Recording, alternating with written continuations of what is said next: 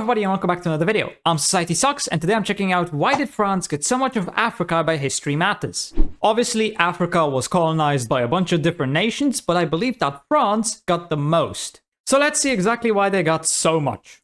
If you've ever seen a map of post-scrambled Africa, you'll notice that a massive chunk of it went to France. The French conquered most of these lands during the mid to late 19th century. A period in which France was internationally isolated, prone to instability and revolution, as well as a nation whose strength had declined relative to the other European great powers. In spite of this, when Africa was being divvied up between European nations, the French took all of this. And the other European powers didn't really complain or do anything to stop it. Which raises the question, why did France get such a massive amount of Africa? Why was a nation which brought Europe to its knees within the last century allowed to gain the power and wealth that so much land would bring? You'll probably be aware that France's adventures into Africa were not its first foray into empire building. Alongside colonies on the African coast and in India, the French were primarily interested in North America and the Caribbean. However, after the 7 Years' War, it lost much of what's now Canada to Britain, but secretly yielded this territory to Spain before the Brits could take it for themselves, because spite.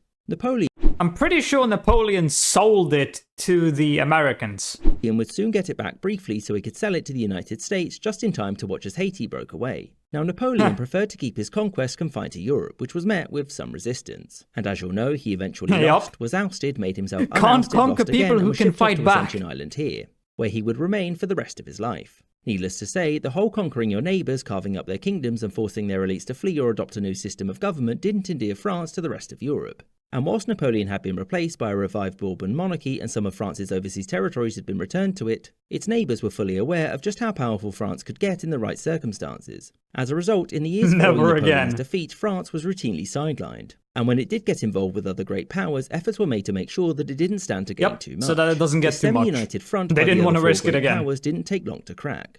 And the French realised that if they painted their military interventions as part of some obvious common good, then nobody was going to stop them. For example, when the French began their conquest of Algiers, it officially wasn't to build an empire and make themselves more powerful, it was to stop the slave trade and piracy originating from the region, and to be fair to the French, they did stop it. But as a bonus, France now had a foothold in North Africa which it could expand from, and none of the other great powers could really complain. France's colonial conquest briefly died down after this, and during the late 1840s and 1850s, the French cozied up to the British. Allying with London during the Crimean War and the Second Opium War meant that France's power was now being used to help its former enemy, whose main rival was now back Russia, in Britain's good graces.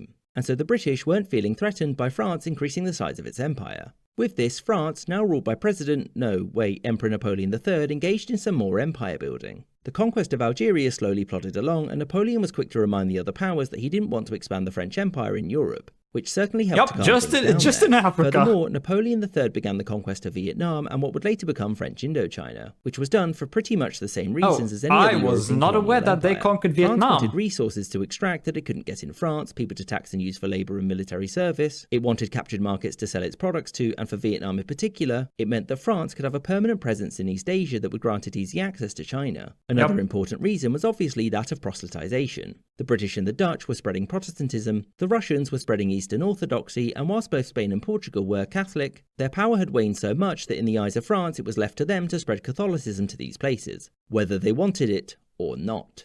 Whilst Napoleon did have a couple of cheeky attempts to expand France proper at the cost of Belgium and Luxembourg, it was through Sardinia that France managed to gain more forcing your religion on others tends to not end well. To defeat the Austrians, the Sardinians handed over these lands to France in 1860, which they claim was done via popular referendum. The British didn't buy this and the two nations subsequently fell out. And, as I'm sure you're aware, in the following years, France did not have a good time. Its attempt to create a puppet state in Mexico failed and damaged its relationship with the United States. They tried to take over Mexico? And after a dispute over a Prussian taking the Spanish throne, the French were goaded into starting a war with the North German Confederation and by extension its allies. As you'll know, the French army was crushed, Napoleon was ousted, and a republic declared. And from this victory, Germany unified. Following this, France was yet again pushed into a period of isolation due to Bismarck being Bismarck.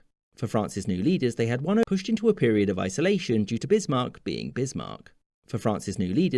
overriding objective: restore France's international prestige, which its recent loss had severely damaged, since France was now considered to be fourth amongst the European powers, and that just wouldn't do. The way that they planned to do this was by repairing relations with the other great powers and notably building a large colonial empire. And because much of the rest of the world was already colonized by other Europeans, that meant that they would have to wage war to get those colonies. And thus, the easiest and best option was Africa. because France already had some holdings there and because the vast majority of it had yet to be claimed, meaning that France would be able to avoid conflict by simply grabbing as much of it as possible. Now, it's important to note that not everyone in France was happy with colonial expansion at this time. Jules Grévy, for example, the French president throughout most of the 1880s, fundamentally opposed colonialism and empire building. However, the real power lay not with him, but with his prime ministers and their ministers under them, who, for the most part, alongside the French military, were very much in favour of imperialism. Why was he against it? And also fighting Germany, but that would come later. It's free land, free resources. Who cares about the natives, right? In the mid-1880s, they had taken all of this.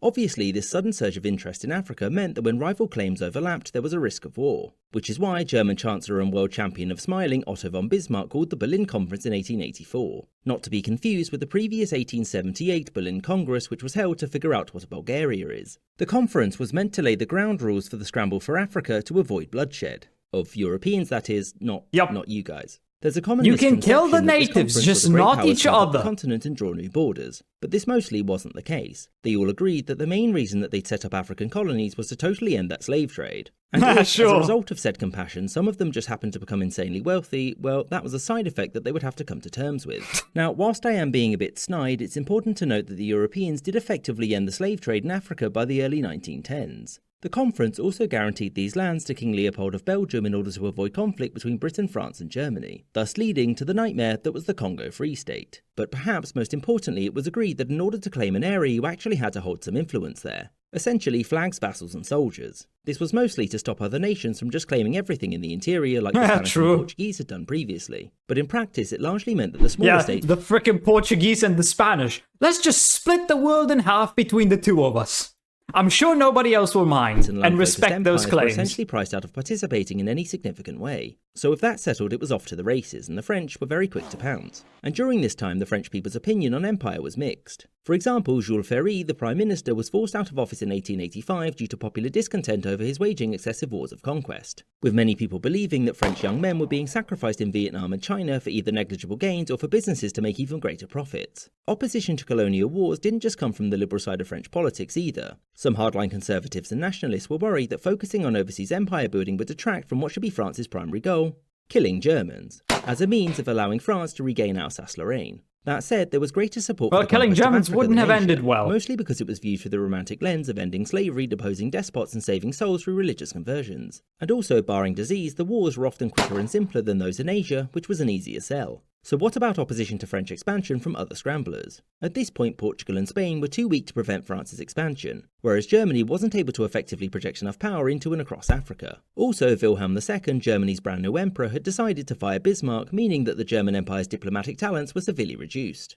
Which meant that not only did France's diplomatic isolation come to an end, that was a mistake. Rising fear of this brash Germany made it easy to find willing partners. Notably Britain, who just wanted the greater powers to stay away from the Suez Canal and for France to keep clear of South Africa. But barring those the Suez Canal is one of the most important with France parts and to a of lesser Africa. Extent, Italy grabbing large chunks of Africa if it meant that Germany couldn't get them. Also, whilst France obviously wanted the increased power and wealth that came from an overseas empire, it desperately wanted one that was visibly large and imposing when printed on maps, because its sheer size would look impressive and buoy national pride. The fact that sizable chunks of its West African conquest were either deserts or sparsely populated. Yeah, most of it is empty desert. By 1914, France had taken all of this, and when France most of that is empty desert. Germany, the French were able to conscript a great many peoples from its colonies to aid in said conflict. And after the Central Powers were defeated, Berlin lost all of its African colonies too, with these bits of them going to France, thereby supplementing France's already massive holdings in Africa, most of which they would hold on to until the 1960s when, like Britain, it all came crashing down. So yeah, France got a lot because they wanted a nice big empire to restore their reputation, and because they really couldn't wage wars in Europe itself, because everybody would gang up on them again. And just who doesn't want a big chunky empire? Especially if it's easy to get it by just killing some people in some underdeveloped lands. Plus all the natural resources that are in Africa, although most of France's colonies were just mostly empty desert. But hey, on the map, it still looked big. Who cares if it's mostly empty and just a bunch of sand? And yeah, there's not really much more to say. They got so much of Africa because they wanted a nice big empire to get money, power, and restore their reputation. That's pretty much it. So yeah, I hope you enjoyed. If you did, please consider subscribing and leaving a like. If you want to see more reactions, check out this video right here. And with that, I'll see you in the next video.